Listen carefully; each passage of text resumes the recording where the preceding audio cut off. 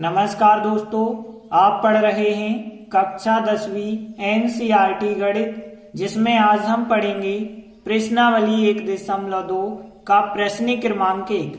तो देखिए प्रश्न 1 के 1, 2, 3, 4, 5 क्वेश्चन हैं। हम इन पांचों क्वेश्चनों को अच्छे से समझाने का प्रयास करेंगे, वो भी बहुत आसान तरीके से।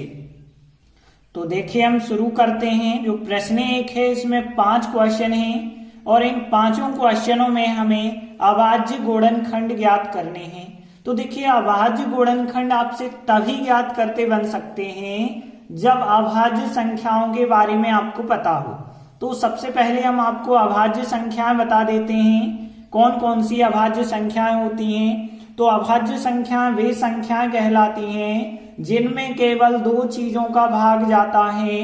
जैसे यहाँ पे हम देखें, पहली अभाज्य संख्या है 2, तो 2 में 1 का भाग जाता है और 2 का जाता है, और किसी तीसरी चीज का भाग नहीं जा सकता। जैसे 3 हम देखें तो 3 में 3 का और 1 का जाता है। 4 हम नहीं ले सकते क्योंकि 4 में 2 का भी चला जाता है, 4 का भी चला जाता है, 1 का भी चला जाता, मतलब 3 चीजों का भाग जाता है। तो 4 अभाज्य नहीं है। 5 है अभाज्य क्योंकि 5 में 1 और 5 का जाता है। 7 है अभाज्य क्योंकि 7 में 1 और 7 का जाता है। 9 नहीं है क्योंकि 9 में तो 3 का जाता है, 9 का जाता है, 1 का जाता है। इसके बाद 11 अभाज्य संख्या है, 13 अभाज्य संख्या है, 17 अभाज्य संख्या है, 19 अभाज्य संख्या है, 23 अभाज्य संख्या है। ऐसी बहुत सारी अभाज्य संख्याएं होती हैं। तो देखिए जब हम अभाज्य गुणनखंड निकालते हैं तो केवल इन अभाज्य संख्याओं से ही भाग दे सकते हैं और किसी से भाग नहीं दे सकते। आप चाहो 4 से भाग देना तो बिल्कुल नहीं दे सकते, आप चाहो 10 से भाग देना बिल्कुल नहीं दे सकते। हमें पहले 2 का भाग चेक करना होगा, फिर 3 का, फिर 5 का, फिर 7 का, 11, 13, 17, 19, 23, इस प्रकार से बढ़ते हुए क्रम में चलना है। तो देखिए पहला सवाल है 140। अब इस 140 के हम अभाज्य गुणनखंड निकालेंगे। तो रफ में देखिए 140 के अभाज्य गुणनखंड कैसे निकालना है। यहाँ पे आपको भाग देना पड़ेगा पहले 2 से। यदि 2 से नहीं जाता है तो 3 से, 5 से, 7 से, 11, 17, 19, 23, इस प्रकार से इन अभाज्य संख्याओं से भाग देना है। और 2 का भाग कहाँ कहाँ पे जाता है। तो देखिए यहाँ 2 का भाग क्यों जाता है, क्योंकि लास्ट अंक क्या है 0, और यदि लास्ट अंक 0 हो, 2 हो, 4 हो, 6 हो और 8 हो, मतलब सम संख्या यदि लास्ट में है, 0 भी सम मानी जाती है ध्यान रखना, तो उसमें 2 का भाग जाएगा। यदि हम इसमें 2 का भाग देंगे तो 2 का 14 में जाएगा 7 बार, और 2 का 0 में 0 बार जाएगा। फिर देखिए लास्ट में 0 आ गया है, 2 का भाग फिर जाएगा, और 2 का भाग देंगे तो 7 में 3 बार जाएगा, 2 3 6, बचा होगा 1, हो गए 10, 2 5 10 हो जाएगा। अब देखिए 35 आ गया, तो 2 के बाद नंबर आया 3 का, तो 3 का भाग इसमें नहीं जाता है। क्यों नहीं जाता है, तो 3 का भाग कहाँ जाता है। अब देखिए अंकों का योगफल करेंगे, 3 और 5 होते हैं 8। योगफल में यदि 3 का भाग चला जाए तो ही उस संख्या में 3 का भाग जाएगा। यहाँ 5 3 8 हो रहा है योगफल में 3 का भाग तो जा नहीं रहा, तो इसमें 3 का भाग नहीं जाएगा। 3 के बाद नंबर आया 5 का। 5 का जब हमने भाग दिया तो 5 का भाग 5 7 35। अब देखिए 7 में, 7 तो एक अभाज्य संख्या है, तो 7 में तो 7 का ही भाग जाएगा, 7 एकम 7। तो इस प्रकार से इसके गुणनखंड क्या आए, 2 गुणित 2 गुणित 5 गुणित 7, ये आए हैं अभाज्य गुणनखंड। इनको हमें गुणनफल के रूप में लिखना है, मतलब बीच में हम गुणा लगाएंगे, और इसे हम इस प्रकार से भी लिख सकते हैं। जैसे 2 आया है 2 बार तो 2 के ऊपर 2 की घात, 5 आया है 1 बार तो 5 के ऊपर 1 की घात, 7 आया है 1 बार तो 7 के ऊपर भी 1 की घात लगा देते हैं। इस प्रकार से पहला क्वेश्चन सॉल्व हुआ। इसके बाद दूसरा क्वेश्चन है 156। तो देखिए 156 का हम कैसे निकालेंगे अभाज्य गुणनखंड। 156 देखिए लास्ट अंक है 6 में 2 का भाग जाता है तो इस पूरी संख्या में 2 का भाग ही जाएगा। 2 का भाग 15 में देंगे, 2 सत्ते 14, एक बचा होगा, हो गए 16, 2 अट्ठे 16। फिर 2 का भाग फिर जाएगा क्योंकि लास्ट में 8 है, 2 का भाग दिया 7 में, 2 3 6, बचा होगा 1, हो गए 18, 2 इनाम 18। अब देखिए संख्या आ गई 39। 2 के बाद यदि हम देखें तो 2 का भाग लास्ट में 9 है, 2 का भाग तो जाएगा नहीं। नंबर आया 3 का, तो 3 का हम टोटल करके देखते हैं अंकों का योगफल। 9 3 12 होता है और योगफल जो 12 है उसमें 3 का भाग चला जाता है, तो इस संख्या में 3 का भाग जाएगा। तो 3 एकम 3 और 3 त्रिका 9, तो इस प्रकार से 13 आ गया। देखिए 13 में तो केवल 13 का ही जाएगा क्योंकि 13 तो एक अभाज्य संख्या है, तो 13 एकम 13 हो जाएगा। इस प्रकार से अभाज्य गुणनखंड आ गए 2 गुणित 2 गुणित 3 गुणित 13। इस प्रकार से अभाज्य गुणनखंड आ गए। देखिए 2 आया है 2 बार, तो 2 के ऊपर 2 की घात, 3 आया है 1 बार 1 की घात, और 13 आया है 1 बार, तो 13 के ऊपर भी 1 की घात। इस प्रकार से दूसरा क्वेश्चन भी सॉल्व हुआ।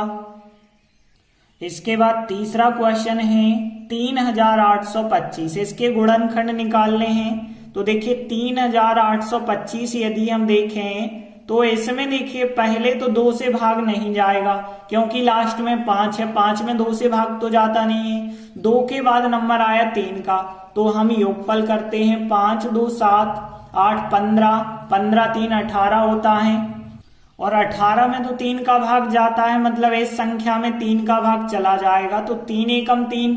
अब 8 में देंगे आप, 3 दूनी 6, बच गए 2, तो 2 पे 2 22 हो गए, 30 आते 21 बच गया 1, हो गए 15, 3 5 6 15। अब देखिए 3 के बाद यहाँ पे और हो सकता है 3 का भाग दोबारा जा रहा हो, तो चेक करते हैं। 5 7 12, 12 और 2 14 और 1 15, 15 में तो 3 का भाग जाता है, मतलब इस संख्या में 3 का भाग अभी चला जाएगा। तो देखिए 3 का भाग 12 में देंगे तो 3 चौके 12, 3 का भाग फिर 7 में देंगे तो 3 दूनी 6, बचा 1, हो गए 15, 3 5 6 15। अब देखिए आगे हमने टोटल किया 5 2 7, 7 4 11, और 11 में 3 का भाग नहीं जाएगा, तो इस संख्या में 3 का भाग नहीं जाएगा। अब नंबर आया 5 का, तो देखिए लास्ट में यदि 5 हो या 0 हो तो 5 का भाग चला जाता है, आपको पता है, तो इसमें 5 का भाग जाएगा। 5 का भाग यदि हम देंगे तो 5 अट्ठे 40, 42 थे, हुए 40, तो 2 बच गए, 2 और 5 और 25 हो गए, तो 55 25 हो जाएंगे। फिर आप 5 का भाग देंगे तो यहाँ पे 5 का भाग दिया तो 5 एकम 5, बचे यहाँ पे 3, हो गए 35, 5 7 35, तो 17 बार गया। अब देखिए 17 तो एक अभाज्य संख्या आ गई, तो 17 में तो केवल 17 का ही भाग जाएगा, तो 17 एकम 17। तो इस प्रकार से गुणनखंड क्या आ गए, देखिए 3 आए हैं 2 बार, 5 भी आया है 2 बार, और गुणित 17। इस प्रकार से अभाज्य गुणनखंड आ गए। इनको हम ऐसा भी लिख सकते हैं कि 3 के ऊपर 2 की घात, क्योंकि 3 2 बार आए। अब 5 भी 2 बार आ रहे हैं तो 5 पे भी 2, 5 आए 2 बार तो 2 की घात, और 17 एक बार आया तो 17 पे 1 की घात। तो इस प्रकार से तीसरा क्वेश्चन भी कंप्लीट हुआ। अगला चौथा सवाल है 5005। तो देखिए इसके अभाज्य गुणनखंड हम कैसे निकालेंगे। देखिए जो 5005 संख्या है इसमें 2 का भाग तो नहीं जा रहा क्योंकि लास्ट में 5 है, 2 का नहीं जा रहा, नंबर आया 3 का, तो देखिए 5 0 0 और 5 टोटल हुआ 10, तो 10 में 3 का भाग तो जाता नहीं है, तो इस संख्या में 3 का भाग भी नहीं जाएगा। अब नंबर आया 5 का, तो 5 का भाग तो बिल्कुल जाएगा क्योंकि लास्ट में 5 है, 5 एकम 5, 0 का 0 0 का 0, 5 एकम 5, तो इस प्रकार से 5 का भाग तो चला गया, लेकिन अब लास्ट में 1 आ गया, अब 5 का भाग नहीं जा सकता है। तो नंबर आया फिर 5 के बाद 7 का।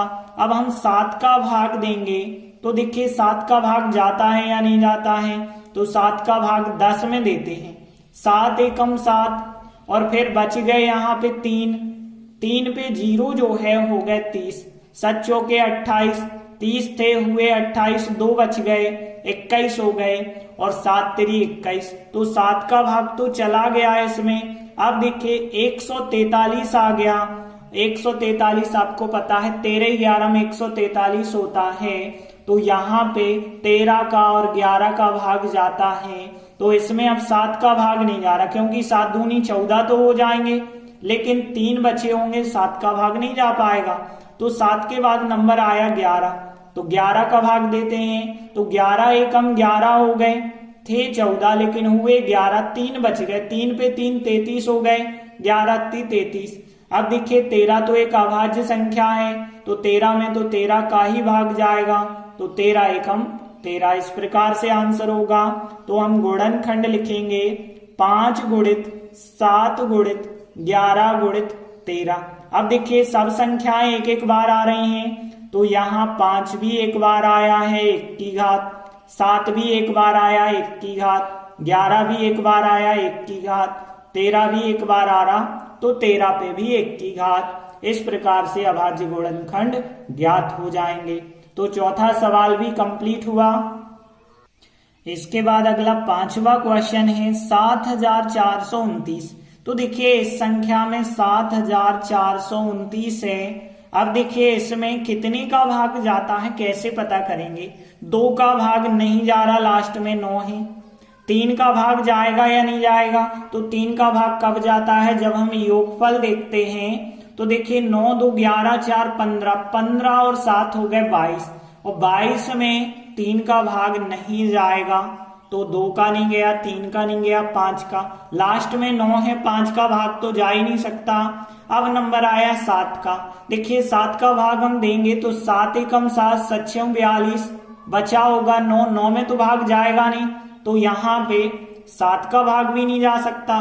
अब नंबर आया 11 का, तो 11 का भाग जाएगा या नहीं जाएगा।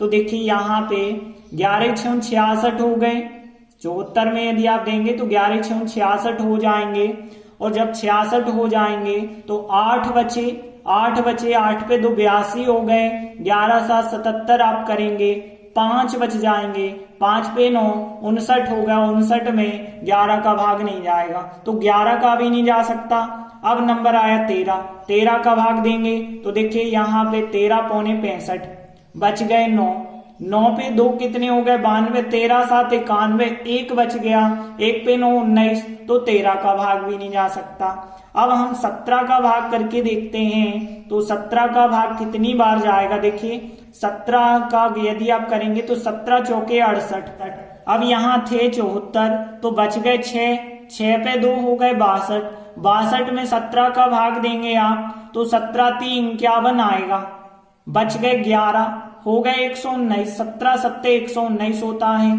तो देखिए 17 का भाग तो चला गया, अब जाता है 17 का कि नहीं जाता है। तो देखिए 17 दूनी 34 यदि आप करेंगे तो यहाँ पे 9 बच जाएंगे, 9 पे 7 97 में 17 का भाग नहीं जाएगा, तो 17 का तो अब नहीं जा रहा, तो 17 के बाद 19 का नंबर आता है, 19 का भाग हम दे के देखते हैं, तो 19 दूनी 38, 2 बार गया, 19 दूनी 38, बच गए 5, 5 पे 7 57 हो गए, और 19 3 57 होता है।